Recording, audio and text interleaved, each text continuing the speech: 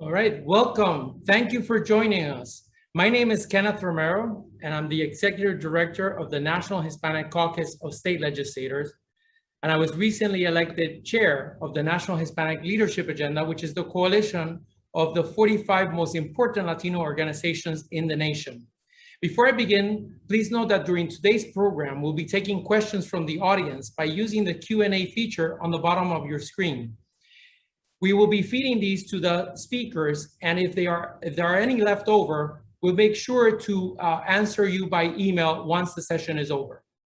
Today's program focuses on federal infrastructure investments and Latino communities. When Transportation Secretary Pete Buttigieg recently said some of our nation's infrastructure was built on racism, he reignited a long battle to lay bare the truth on Americans about how America's highways and other infrastructure was designed to keep Hispanics and other people of color down. The new infrastructure bill proposed by the White House seeks to remedy that, at least partially. As someone who worked for years in transportation policy, I understand the monumental responsibility our special guest has leading the Department of Transportation. After his initial remarks, he'll be joined by the president of NHCSL, New Mexico State Senator Daniel Ivy Soto, to discuss the bill. But now it is my distinct honor to present United States Secretary of Transportation, Pete Buttigieg. Mr. Secretary. Thank you very much, Director Romero, and thank you to Senator Ivy Soto, Senator Poe, and all of the members and leaders of the National Hispanic Caucus of State Legislators. This is a timely conversation, and I've really been looking forward to it. I'll offer a few brief words, and then I'm really looking forward to jumping into a Q&A. But I want, first of all, to recognize what so many of you have been doing over really the entire stretch of this challenge with the pandemic to help your states and your communities in a difficult and consequential period. And I want you to know that your leadership and your advocacy has unquestionably saved lives. And some of that advocacy was directed at Washington, getting the federal government to do things like pass the American Rescue Plan, which helped get vaccines into arms, keep people employed across the country, including in transportation. As we saw a few weeks ago, made it possible for working families to begin receiving the largest child tax credit ever. It's such an important pro-family and pro-economic strength policy. Now, it's no secret that this pandemic has disproportionately hurt the Hispanic community. The disparities that enabled the harms that we saw have existed for a long time, but we can't treat them as inevitable. And a big part of the solution to this is transparency, and a big part of the solution to this is transportation. I'm not the first one to speak up about the ways in which inequity and racism have been sometimes physically built into some of the most important pieces of our nation's transportation infrastructure. And we see the impacts right now in disparities between white and Hispanic communities' rates of traffic fatalities, for example. Differences in the exposure to pollution that comes from transportation.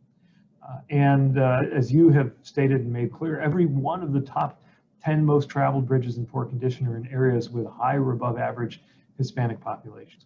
So what we're seeing really is much more than just numbers and statistics. It is an impact on lives, on livelihoods, on health, and it's something that we can change. Because transportation can also be an equalizer. It can be a source of opportunity, connecting people to health resources, to schools, to places of worship, to one another, and importantly to jobs. So what we're working on in this department is to embed equity in our work around transportation. We've already done a lot. We've incorporated equity as a criterion in discretionary grants like the Infra program and the RAISE program. We're working to make sure that small businesses owned by people who have been excluded in the past get a fair chance to compete for contracts. And I'm pleased to say that we're restarting our local hire pilot program with Federal Highways and the Transit Administration, making sure that funding dollars can go to local workers. But we can and must do more, and that's why this is an exciting day to be having this conversation, because we have a chance at a historic and generational investment reflected in the President's American Jobs Plan and captured in the bipartisan infrastructure framework soon, we believe, to be announced. It invests in road safety, It'll make the largest investment in bridges since the construction of the interstate highway system. It represents the biggest investment in public transit in history, which again is helpful to everybody, but especially meaningful given the rates at which Hispanic and Latino workers depend on public transit. It's got funding to connect historically excluded neighborhoods, which I believe is also a down payment on future work that we can do. It contains the resources to create a network of electric vehicle chargers that benefit not just people driving electric vehicles, but people in neighborhoods that have suffered disproportionately from transportation-related pollution. And it's the largest investment in clean energy transmission in history. So this is going to help states address many of the issues that you have already been working on, doing your part and waiting for Washington to do its part. And of course, now as much as any time, it matters for you to make your powerful and convincing voices heard. And I know that just as you've been doing that throughout, you'll be continuing to do that in the days and the weeks to come. So with that, I'm very pleased to be with you and looking forward to our conversation. Well, thank you very much, Mr. Secretary. And let's start off actually with what Kenneth raised as part of your introduction. And that is, you have correctly reminded everyone that much of our infrastructure was built upon racism. What do you mean by that? So we have to recognize that while infrastructure can connect, it can also divide. For example, there's the historic case of highway, bridges, and infrastructure built in the New York area at a height that was deliberately too low to allow buses to pass. Partly, it's believed, because planners didn't want Puerto Rican and Black youth to be able to get to a beach, public beach that was considered to be the preserve of white New Yorkers. And the problem, of course, is when you have this kind of discrimination built into a physical piece of infrastructure, it's not as easy to change. It's not as quick to reshape as something that exists in terms of policy. You can at least theoretically reverse a piece of policy overnight, but you can't change something that is literally concrete so easily. The good news is we can do something about it. And around the country, I'm seeing communities step up. We were in Syracuse recently, where local community leaders are proposing a community grid solution to where I-81 cut through a neighborhood in a discriminatory fashion. State governments, though, are going to play, I think, an absolutely decisive role in this, because the solutions are not one size fits all. For example, if you do have a piece of highway infrastructure that is dividing or destroying a neighborhood, maybe the answer is to move it, maybe the answer is to cap it, maybe the answer is to connect across or underneath it. And those answers don't all have to come from Washington. You and your states will be providing them, but more of the dollars should come from Washington. And that's why the Reconnecting Communities initiative, we think, is so important as part of the infrastructure bill. So as a follow-up, President Biden's original proposal called for $20 billion for a new program that will connect neighborhoods cut off by historic investments. Like freeways, as you were just discussing, freeways, for example, built over neighborhoods that sliced in two, the bus, the height of issues of infrastructure that keeps buses from going through. So the bipartisan deal all but eliminates that reconnection investment, cutting the $20 billion down to just $1 billion. How then do you plan to manage it so that most of those affected by historic infrastructural racism get equitable and reparative treatment? Well, we have to make the most, first of all, of the resources that do come through this vehicle, beginning with $1 billion, as we believe will soon be agreed to, for that Reconnecting Communities program. And that means making sure that the communities most impacted are at the table in making decisions about how those dollars should be used. But that's the beginning, not the end of this effort. We can also take steps, as we've been doing in the discretionary grant programs that are funded today and will be funded, I think, much more by a framework like this, to make clear that it's not just in the so-called equity program that we pay attention to equity.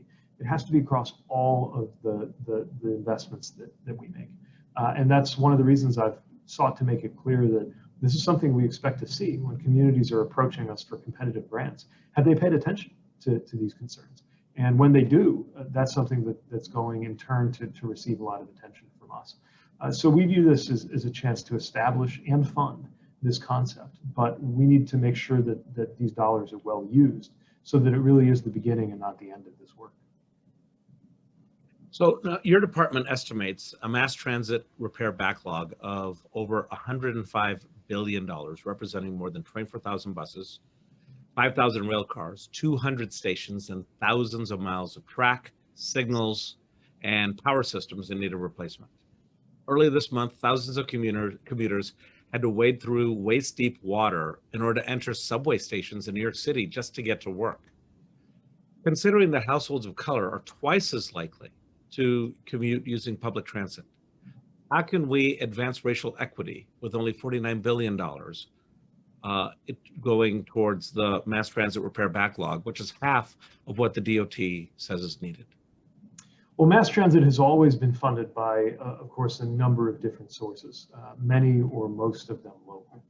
But I think the federal government has really a lot more work to do to be part of the solution. And that's why this infrastructure framework puts forward the biggest investment in public transit in history, the biggest federal investment that's ever been made. It's not the only piece, though, and it can't be, right? We continue to, of course, rely on local communities, many of which have already done the right thing, sometimes making politically difficult choices. We were just in Phoenix, where the communities voted to make sure to use sales tax dollars to support transit. The proposition that passed in Los Angeles, Austin, and a number of other places demonstrate that this can be done.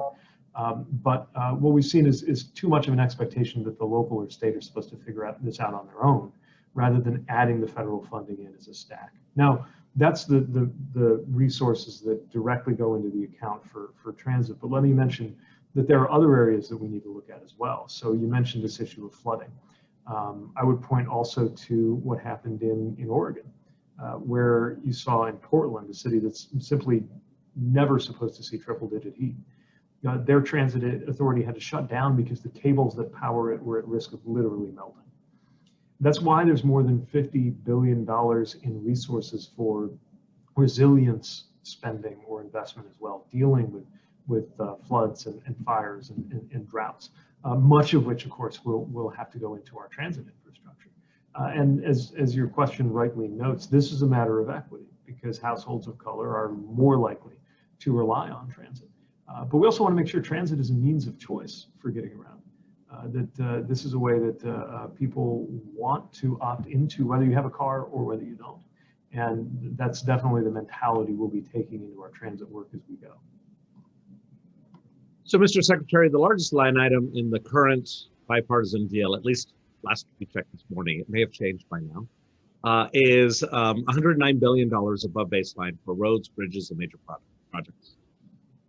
According to the Federal Highway Administration, we have over 45,031 bridges in poor conditions and around 173,000 miles of highway that are in poor condition as well. Given the much larger original Biden plan that would have fixed around 10,000 bridges and 20,000 miles of highway, how can the reduced bipartisan plan hope to achieve that success? And what does the plan do in order to ensure that communities of color, or what will your department do in order to ensure that these communities of color, Hispanics, Blacks, Native Americans, and others, see the benefits of our highway infrastructure spending prioritized for those communities? Well, if you look at the overall spending that'll be above baseline, in other words, on top of the funding that we would have expected to happen in a reauthorization, we're looking at over $500 billion in transportation and related infrastructure, which adds up to about $1.2 trillion overall in the vision. Ultimately, it was about, give or take, depending on the category, about 2/3 of what the president initially sought. And remember, what the president sought was a historic generational investment, and that is what this bipartisan framework represents too. Again, even on an area like roads and bridges, we're talking about the most that has been done since the interstate highway system was set up in the first place. Now, to your question, we have got to make sure that investments go to those communities that were left out. And I would actually divide this question in two, or divide my answer in two. Part of it is in terms of the actual investment. So if a community did not get adequate resources, and this is true for communities of color, it's certainly true in Indian country as well, we've got to make sure that that is being considered in discretionary grant programs. We have to make sure that the formula is fair. And that's true on roads, bridges, transit, ports, you name it. I would add to that the president has put forward the Justice 40 initiative. So anything that is considered a green or climate related investment, the expectation is that at least 40% of that will go to communities that have been overburdened or underserved. But let me take the second piece, which is who gets to do the work. And I think this is exceptionally important at a time like this, where we're perhaps preparing to put $1 trillion through the mechanisms in the industries that deal with things like construction and transportation. This is an area where there's clearly a lot more to do, both in terms of the business ownership. So having, for example, more Hispanic-owned businesses get a chance to compete for these federal dollars. And it's in terms of the workers, right? Making sure that building trades and other construction trades that get in on this work reflect the communities where they are. That's why this pilot program I mentioned earlier is so important to us on local hire. Now, this involves not just intergovernmental cooperation, partnering with states, local government, but also with different groups and organizations, working with organized labor, working with business, and working within different parts of the administration, from the SBA to the resources we have in our own department. Here's one way to think about it. Even in a normal year, in this department, something like $7, $8, $9 billion will be directly procured by this department. And so that's a huge business opportunity, and one where we have to make sure there are opportunities for underrepresented businesses to get in on. But for that 77 or 8 or 9, there are 70 or 80 or 90 billion dollars that will be granted out, where it will ultimately be states or a port authority or an airport authority or a group of counties or an MPO or a city that will actually do the spending. And that's where we need to team up with you to make sure that there's the right kind of policy and the right kind of accountability, even just the right kind of data transparency to see where we are in the first place. Frankly, it's much easier on the computer that I'm sitting at right now to pull up a chart that'll show me where every ship is in the sea or every aircraft in the national airspace than it is to see where all of the dollars are flowing in terms of business opportunity. And so these are all areas that we can't do alone. But I can tell you, coming from the top in this administration, from the president on through, there's a commitment to making sure we do our part on the federal side.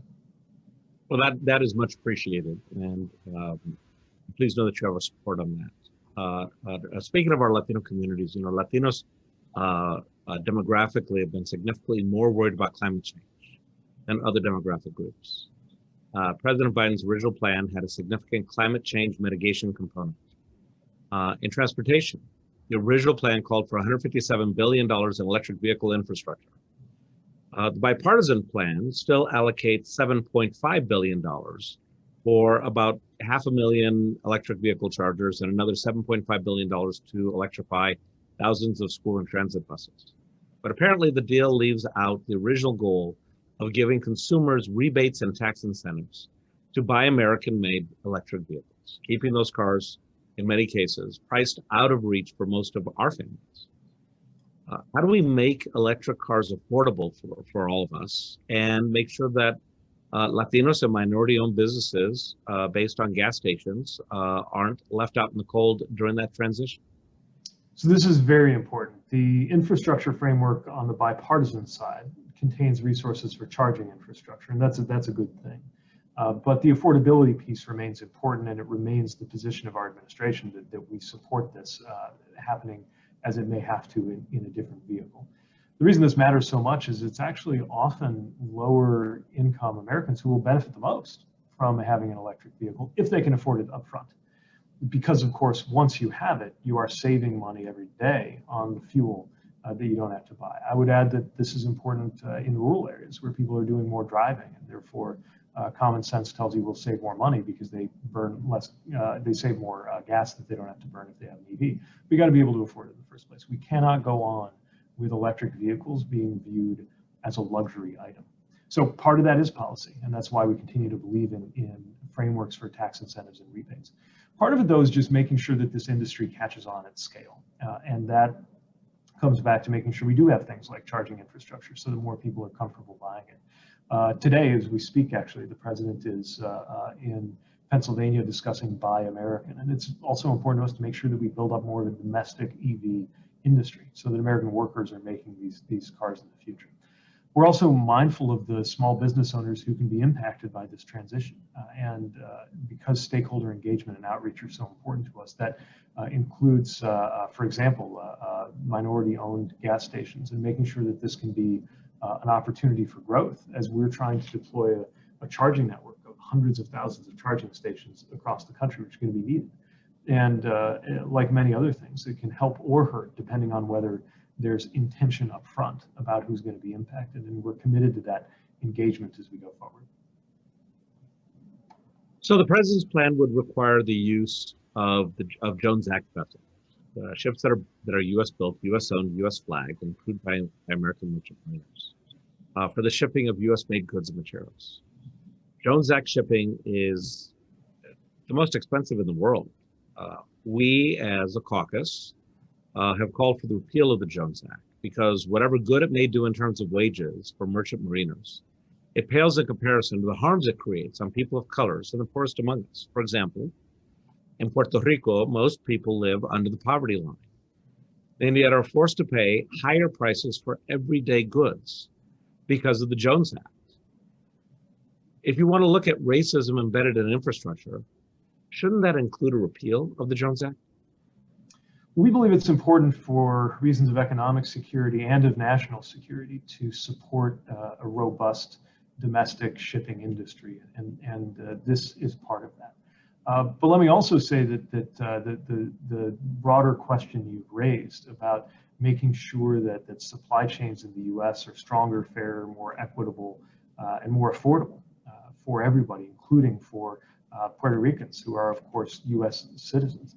That's something that we are doing a lot of work on, and we're committed to making sure that there's the same service, the same availability of American goods for residents of Puerto Rico as there is on the mainland or in any part of the U.S. Now, when you look at the supply chain that's serving Puerto Rico, it is something that spans everything from manufacturing and production points all the way through to consumers. Ocean transportation is part of it, but it's only part of it. So we need to be taking an all-in approach at consumer cost issues on the island.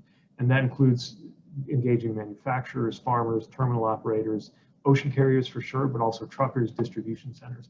And we can and will find more ways to be supportive of our fellow citizens in Puerto Rico who clearly have not been treated on a level playing field with others in the US. And that's something that we're looking at on an interagency basis, not just transportation, but the White House has called us to the table to make sure we're at everything from education to energy to housing in the Department of Transportation and our counterparts, coming up with solutions that will work.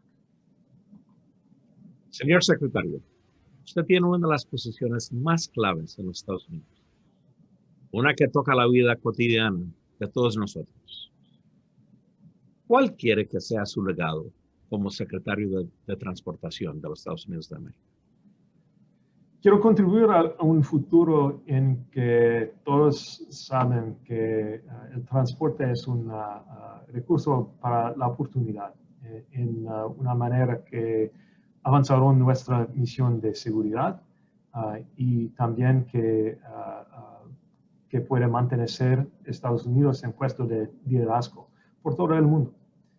Este es un momento en la historia en que el transporte puede crear oportunidades para todos y quería que este sea mi trabajo en el futuro cuando estamos recordando esos momentos importantes en la vida de nuestra nación y en la vida de la política de transporte.